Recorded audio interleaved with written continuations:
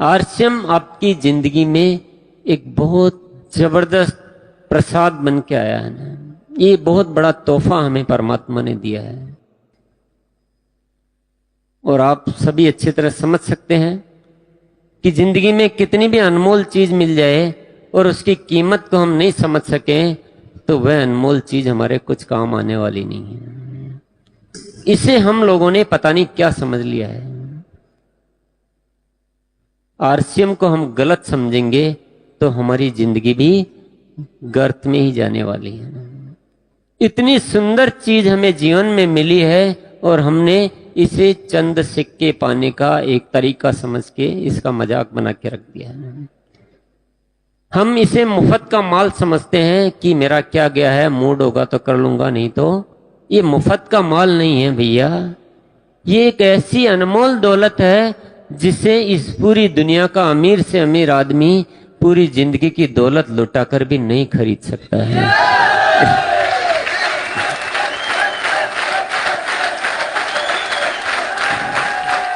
इस दुनिया का बड़े से बड़ा व्यक्ति जो चीज नहीं कर सकता है वो चीज आप करके दिखा सकते हो। इतना बड़ा अधिकार आपको मिला है और आप इसे मुफ्त का माल समझते हैं तो ये गलत बात है। किसी की जेब में हीरा पड़ा हो और वो उस हीरे को कांच का टुकड़ा समझता रहे तो वह हीरा उसकी जिंदगी में कुछ काम आएगा क्या, बताइए। और हम कहीं इस अनमोल हीरे को कांच का टुकड़ा तो नहीं समझ रहे हैं। इसे समझना बहुत जरूरी है। अपनी सोच में बदलाव लाना बहुत जरूरी है। एक निर्णय की बात है, एक समझने की बात है। जिंदगी हमारी गलत दिशा में मुड़ गई है, उस जिंदगी को वापस सही रास्ते पर लाने का एक खूबसूरत तरीका है आरसीएम।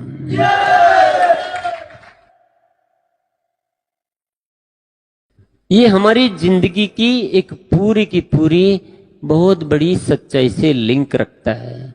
ये किसी के व्यक्तिगत जीवन का मामला नहीं है, ये पूरे देश को बचाने का मामला है। मुझे तो ये एक ऐसी घटना लगती है जिस तरह की घटना मुझे कभी पूरे इतिहास में दिखाई नहीं दी कि इस तरह की कोई घटना घटित हुई हो जहां आम आदमी के द्वारा सामान्य तरीके से जीवन जीते हुए पूरे देश का नव निर्माण किया जा सके, पूरे देश को पूरी दुनिया में एक सर्वश्रेष्ठ राष्ट्र बनाया जा सके, जहां पर लोगों को वो जिंदगी दी जा सके जिस जिंदगी को जीने के लिए इस धरती पर आए हैं। इंसान को इंसान बनकर जीने का ये सही रास्ता देने वाला ये बहुत बड़ा अनुष्ठान है आरसीएम। और इसको ठीक से समझना ही हो तो एक बात और इसके बारे में मैं बता देता हूं कि आरसीएम क्या है। पर उससे पहले मैं एक सवाल आपसे करूंगा कि क्या भारत आजाद हो गया है? पर गलती आपकी नहीं है। हम सारे के सारे लोग इस गलतफहमी में जी रहे हैं कि देश आजाद हो गया है। यही गलतफहमी हमें खाई जा रही है। आजाद हुआ नहीं है, आजादी के काम की शुरुआत जरूर हुई थी। कुछ लोगों ने अपनी जान की कुर्बानी देकर इस आजादी के काम की शुरुआत की थी। उनका एक सपना था इस देश को खूबसूरत देश के रूप में देखने का, लोगों के बीच में प्रेम का बड़ा एक सैलाब देखने का, आपस में मिलजुल कर रहने की भावना, कोई लड़ाई झगड़े नहीं, कोई दूरियां नहीं, कोई दीवारें नहीं, सब स्वावलंबी होकर जीवन जिए, सब मजबूत बने, कोई मदद नहीं मांगे। ऐसा एक खूबसूरत राष्ट्र वो देखना चाहते थे। इसी के लिए उन्होंने एक काम की शुरुआत की, भले उनको अपनी जान की कुर्बानी भी देनी पड़ी। पर जरा सोचने की बात यह है कि क्या उनका सपना पूरा हो गया? उनका सपना तो अधूरा है। उन्हें पता होता कि हमारे यह काम शुरू करने के बाद तो इस देश की स्थिति और भी खराब होती जाएगी, तो शायद कभी भी वो अपनी जान की कुर्बानी नहीं देते। हमें इस बात को ठीक से समझने की आवश्यकता है। हम इस देश के सच्चे नागरिक हैं, तो उस अधूरे सपने को पूरा करना किसकी जिम्मेदारी है?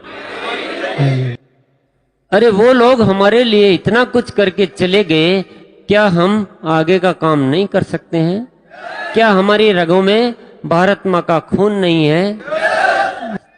कर सकते हैं। वो हमारे जो साथी थे, वो क्या कहकर चले गए, कभी उनकी दिल की आवाज तो सुन लीजिए, कभी उनकी पुकार को तो सुन लीजिए। कर चले हम फिदा जानो तन साथियों, अब तुम्हारे हवाले वतन साथियों।